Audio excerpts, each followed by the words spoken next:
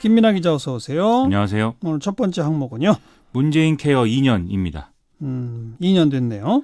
그렇죠. 정부가 2017년 8월에 이 건강보험 비급여 항목을 전면 급여하겠다는 이른바 문재인 케어 정책을 발표를 했으니까 거의 이제 2년이 돼가는 그런 시점이죠. 예. 이에 따라서 선택진료비 폐지, 상급병실의 건강보험 적용, 그리고 MRI와 초음파 급여, 이 급여화 이런 것들이 차례로 시행이 됐는데요. 예. 오늘 보건복지부를 중심으로 해서 문재인 케어 추진 2주년 성과를 발표하는 이런 자리가 있었습니다. 지난 약 2년간 우리 국민이 총 2조 2천억 원의 의료비 경감 혜택을 받다. 이런 내용이 중심이 됐는데요. 예. 문재인 대통령이 이 성과 보고대회에 참석한 자리에서 건강보험 보장률을 OECD 평균 80%까지 당장 높이지는 못하더라도 적어도 70% 수준까지는 가야 하고 그리고 갈 수 있다. 이렇게 또 발언을 해서 여러모로 화제였습니다. 보건복지부가 말한 2년간의 2조 2천억 원 경감. 그 근거는 뭐죠?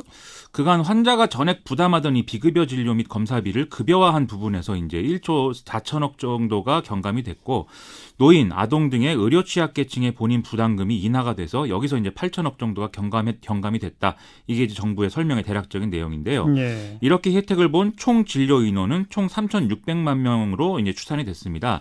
다만 여기에는 진료를 여러 번 본 사례 등이 다 들어있기 때문에 예. 이런 중복 사례를 빼면 실제 수혜자 수는 상당히 좀 줄어들겠죠. 특히 그 중증 질환자들한테 큰 도움이 됐죠. 그렇습니다. 지난해 10월에 이 뇌혈관 MRI 검사에 건강보험이 확대 적용되면서 최고 66만 원에 달했던 이 진료비가 18만 원 이하로 줄어들었다. 이런 사례를 보건복지부가 이제 설명을 했고요. 네. 이런 식으로 이제 중증 질환자에 필요한 필수 의료 비용이 적게는 2분의 1, 많게는 4분의 1 수준까지 줄어들었다. 이런 설명도 또 같이 나왔습니다. 그리고 항암제와 희귀질환 치료제 등 21개 항목이 급여화된 것도 의약품 부담 비용을 줄였다라는 게 이 복지부의 설명이었습니다. 앞으로 남은 과제는 뭐예요? 2017년 발생한 진료 가운데 미용, 성형 등을 제외하고 질병 치료에 꼭 필요하다고 판단된 비급여 진료의 규모가 총 6조 8천억 원 규모였는데요. 현재까지 이 중에 한 1조 9천억 원 규모의 비급여가 이제 해소가 된 상태입니다. 그래서 보건복지부는 척추 질환과 근골격 MRI 그리고 흉부 및 심장 초음파 등의 이 필수 분야 비급여 항목에 내년 또는 내후년까지 건강보험을 모두 적용할 예정이다라고 밝히고 있습니다. 네. 또 간호간병 통합 서비스와 신포괄수가병원을 확대하고 공사 의료보험을 연계하는 등의 그 의료비 경감 대책을 다각적으로 추진하겠다. 이런 계획도 오늘 밝히고 있었는데요. 이를 통해서 2023년까지 전체 국민에 대한 건강보험 보장률을 70%까지 올리겠다라는 게 정부의 계획입니다. 그러면 건강보험료는 올라가나요? 그런 이제 그 보험료를 올리는 게 불가피하다. 그리고 그것이 좀 우려된다. 이런 주장이 나오는 것은 사실인데요. 그런데 보건복지부는 2018년부터 2022년까지의 평균 보험료 인상률이 지난 10년간 평균인 3.2%를 넘지 않도록 하겠다. 이런 이제 이 계획을 밝히고 있고요.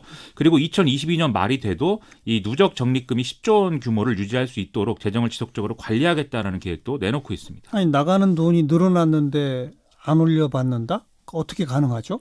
먼저 이제 불필요한 요양병원 입원 방지라든지 사무장병원 근절, 약가 사후관리 강화 이런 걸 통해서 매년 건강보험 수입의 1에서 3% 정도를 절감할 수 있다. 이렇게 밝히고 있고요. 네. 또 지금까지 모아놓은 건강보험 재정 적립금 21조 원 중에 11조 원을 빼서 또 추가로 조달하면 이 어떤 그동안에 이제 발생한 이런 여러 가지 지출을 좀 만회할 수 있다. 이런 계획도 밝히고 있습니다.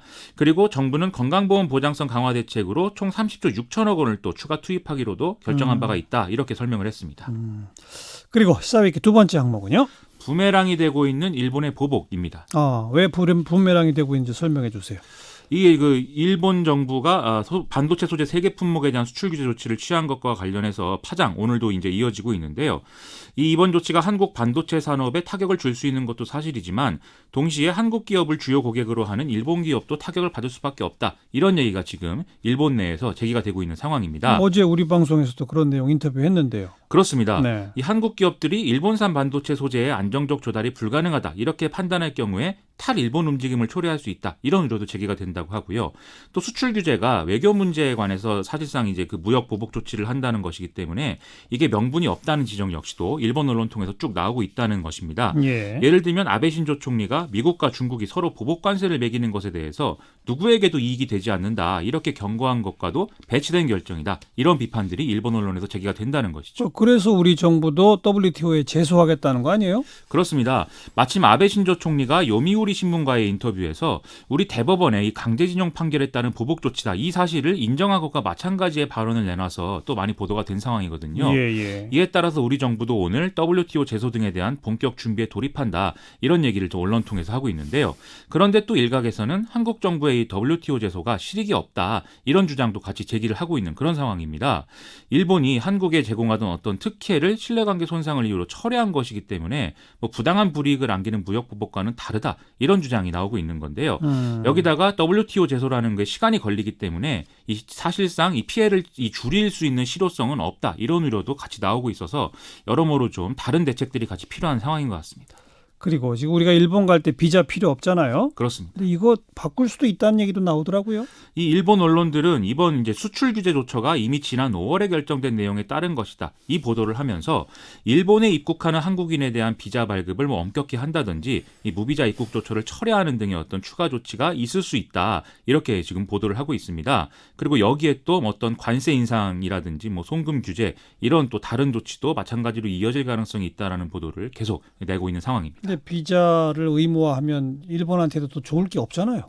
그렇죠. 지난해 일본을 여행한 한국인은 753만여 명으로 일본 전체 관광객 3천만 명의 한 24% 정도에 달하는 수치거든요. 예. 따라서 한국 관광객의 무비자 입국 조처가 철회된다든지 할 경우에는 일본 관광업계가 입는 타격이 상당할 것이다. 이런 우려도 같이 제기가 되고 있는 상황입니다.